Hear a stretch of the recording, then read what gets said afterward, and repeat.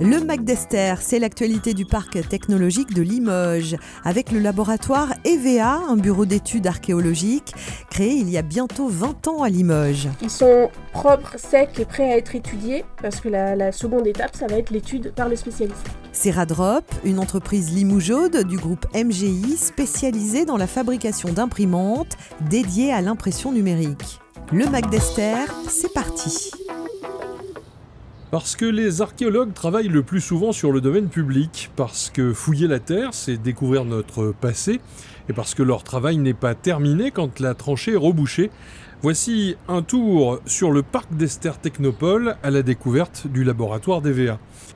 Créé il y a bientôt 20 ans à Limoges, EVA est le principal bureau d'études archéologiques privé de France.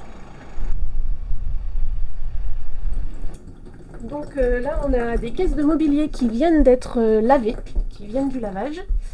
C'est un chantier qui a eu lieu à Agen. Donc on a à la fois du métal. En fait, on a différents types de mobilier. On peut avoir du métal, qui est souvent soit du fer, soit de l'alliage cuivreux. Donc là, dans des boîtes hermétiques pour pouvoir bien le conditionner. On a aussi, et beaucoup, surtout de la céramique, donc des tessons de poterie. Donc là, ils sont propres, secs et prêts à être étudiés, parce que la seconde étape, ça va être l'étude par le spécialiste. Là, donc la céramique va être étudiée par le céramologue, le métal va être étudié par le spécialiste du mobilier métallique, les ossements humains par l'anthropologue. On va avoir des spécialistes pour chaque type de mobilier. Vous me parliez tout à l'heure de grosses pièces, là il y en a vraiment. Oui, alors on a aussi beaucoup de lapidaires, donc ça peut être à la fois du sarcophage en calcaire, ici, des éléments de moulure, des éléments de baies, de cloître par exemple. Là, c'est des éléments qui proviennent de la cathédrale de Périgueux. Là, on fait sécher, on appelle ça des refus de tamis, c'est qu'on a fait du tamisage. En fait, on part de seaux de prélèvement de sédiments pour aller chercher dedans des éléments microscopiques qu'on n'aurait pas vus à l'œil sur le terrain.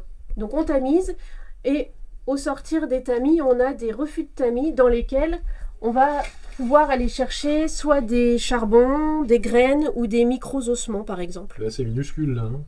C'est minuscule, c'est pour ça qu'on passe par le tamisage.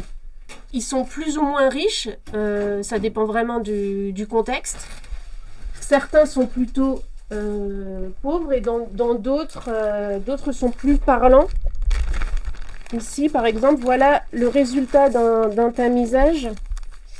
On va avoir des éléments grossiers de charbon et plus fins, donc sur deux tamis différents. Et donc dans ces sachets-là, on peut à la fois avoir des charbons ou des graines carbonisées, et on va avoir des spécialistes qui vont étudier ces charbons, ça va être les anthracologues, et les spécialistes qui étudient les graines, qui s'appellent des carpologues. L'anthracologie, c'est l'étude des charbons de bois en contexte archéologique. Et grâce à l'étude de ces charbons de bois, on va pouvoir reconstituer les environnements anciens et mieux comprendre la gestion des ressources par les sociétés anciennes. La reprise en main des éléments collectés est fréquente. Après le tamisage, une nouvelle prise de mesure s'impose. Pour ceux qui sont plus gros que 4 mm, parce que même s'ils sont retenus par la maille de 4 mm, ils ne sont pas forcément de largeur de 4 mm, ils peuvent être dans la longueur. Donc je vais les mesurer, et lorsque ça match, je vais enregistrer la mesure, parce que ça va me permettre après d'établir un seuil statistique qui va me permettre de reconstituer les calibres des bois, et donc de pouvoir voir si c'était, admettons, du chêne de grand ou de moyen calibre, ou plutôt de la branchette qui pouvait être utilisée pour allumer du feu ou pas. Ça, c'est le saint atlas d'identification que tous les anthracologues ont. Et ça nous permet de pouvoir faire des distinguos entre certaines espèces, parce que bien qu'on connaisse sur le bout des doigts les genres, il est difficile parfois de distinguer les espèces, et parfois c'est même impossible. Et selon les régions, en fait, on a des taxons qui sont présents plus que d'autres, ou qui sont carrément inexistants. Et grâce à cet atlas, on va pouvoir vérifier sur les 3 coupes anatomiques que les critères que nous on observe au microscope collent bien avec ceux des atlas. Et on va pouvoir être certain de notre identification. Le travail sur le terrain permet de prélever mobilier, échantillons, mais aussi de donner le contexte des éléments à analyser. Oui, alors ça, ce sont des bourgeons qui ont été collectés cette année dans la région. Et donc, ce sont différentes espèces afin qu'on puisse avoir une collection de références directement sur site dans le cadre des études carpologiques lorsque l'on a des bourgeons qui sont carbonisés. Il faut savoir que chaque espèce et chaque taxon a sa propre anatomie avec ses propres caractéristiques et que ça peut aller jusqu'au bourgeon. Donc c'est quand même important pour nous d'avoir des référencements pour pouvoir identifier le plus précisément les restes végétaux. Des très grandes pièces à l'infiniment petit, l'analyse archéologique n'en finit pas de nous raconter notre histoire. Alors là, vous avez de l'orge du coup. Ici, vous avez du blé. Ici, vous avez une légumineuse, donc une petite vesse. Là, vous avez un fragment de noisette. Et ces 3 petites graines sont des adventices des champs cultivés, qui sont, pour ces deux-là, des graminées qui poussent à côté des céréales. Et là, vous avez un petit quinopode des champs. Donc quand on regarde l'échelle, par exemple, sur mon doigt, on se rend quand même compte que c'est complètement minuscule et que c'est difficile de s'imaginer que lors des fouilles, on puisse récolter ce genre de données. Voilà, il y a un côté vraiment magique avec ça, quoi.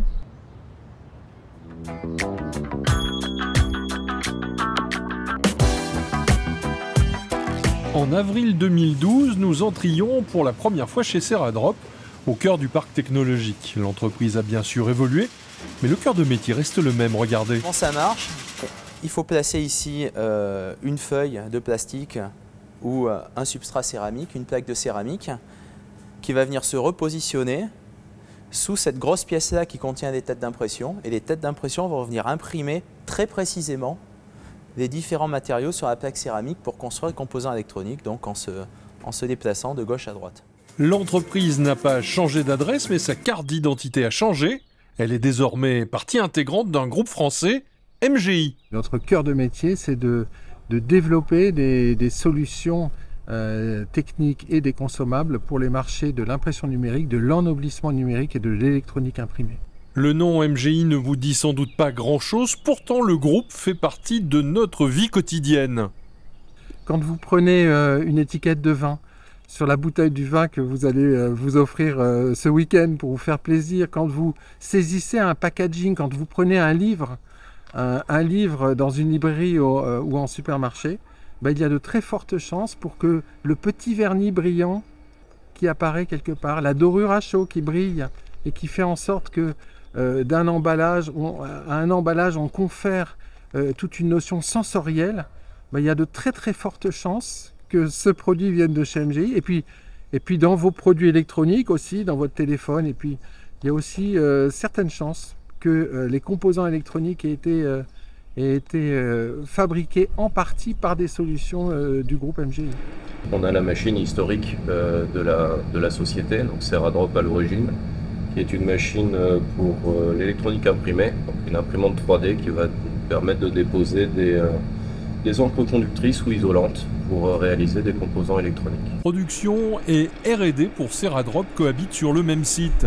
C'est une salle blanche où aujourd'hui on fait de la R&D. En fait, c'est une salle qui va nous permettre de tester des nouveaux process, que ce soit pour l'électronique imprimée ou pour l'électronique. Des process de dépôt, des nouvelles technologies de dépôt, caractériser des encres, leur comportement, leur jetabilité, le comportement à l'impact au substrat, l'étalement, enfin tout ce qui est caractéristique lié à l'impression. Souplesse et agilité sont les maîtres mots de l'évolution et de la recherche et développement. Les machines de Ceradrop concentrent une grande diversité de métiers. Donc on va avoir besoin d'ingénieurs dans le domaine de la mécanique, l'automatisme, l'informatique et le process. Et on a besoin des interactions avec tous ces corps de métier et ces personnes pour pouvoir développer nos produits, donc nos équipements, mais aussi développer les process. Et les problématiques des uns vont probablement impacter les autres. On va avoir besoin de discuter avec nos collègues informaticiens, automaticiens, mécaniciens pour solutionner nos problèmes et aboutir à des solutions efficace. Ceradrop n'est pas un cas unique chez MGI Group où la R&D est essentielle au développement des entreprises. 6 unités de production entre la France et l'Allemagne, mais cela signifie aussi que chaque entité de production dispose de son service R&D qui permet de développer nos équipements, sachant que notre organisation industrielle est un peu originale pour une ETI de 260 personnes et de 67 millions d'euros de chiffre d'affaires, c'est que nous sommes un peu organisés à la manière d'un Airbus, alors modestement, plus modeste que Airbus bien sûr, mais où chaque entité va développer une partie des solutions qui sont ensuite assemblées et qui sont vendues à nos clients. En 2019, une extension du site était créée permettant de fabriquer une plus large gamme de machines. À partir de cette extension-là, on a commencé réellement à produire des équipements distribués et conçus par MGI. Donc que ce soit l'Alpha-Jet, donc les caisses que vous pouvez voir ici, c'est une petite partie de la machine, on va dire que c'est un cinquième de la machine complète. Et après donc des modules Corona, des modules de pré-traitement du papier qui sont aujourd'hui entièrement assemblés ici. Ça c'est un module qui est arrivé chez nous il y a un petit mois et on a pris en main la production. Nous, notre rôle aussi, c'est d'adapter tout ce qui est méthodologie de travail, tout ce qui est documentation, suivi qualité, pour arriver à une qualité de produit fiable et répétable. Et après, donc, la production de ces modules. Et effectivement, ces modules-là, notamment ceux qui sont alignés là, c'est des modules qui partent pour les États-Unis dans 15 jours. Nous sommes une entreprise française et très très fiers de l'être. Et nous exportons 97% de notre production entre l'Europe, l'Asie et l'Amérique du Nord. Donc c'est vrai que nous sommes tendus vers les marchés export. Et ça, c'est quelque chose qui nous a toujours caractérisé, parce que même avant d'avoir cette stratégie de croissance externe, nous exportions beaucoup. Prochainement, Ceradrop va connaître le lancement d'un nouveau bâtiment afin de répondre à la hausse de ses commandes. C'est dédié à la production de la machine, le vaisseau amiral du groupe, donc l'Alpha-Jet. À terme, c'est un outil de production. Donc par exemple, si on doit étendre notre capacité sur la production des modules qu'on a vus tout à l'heure, on sera capable de le faire. On est assez versatile sur le site de Limoges, on est capable de s'adapter. Un chantier que nous suivrons avec intérêt. Le Mac d'Esther, c'est déjà fini. Rendez-vous dans un mois.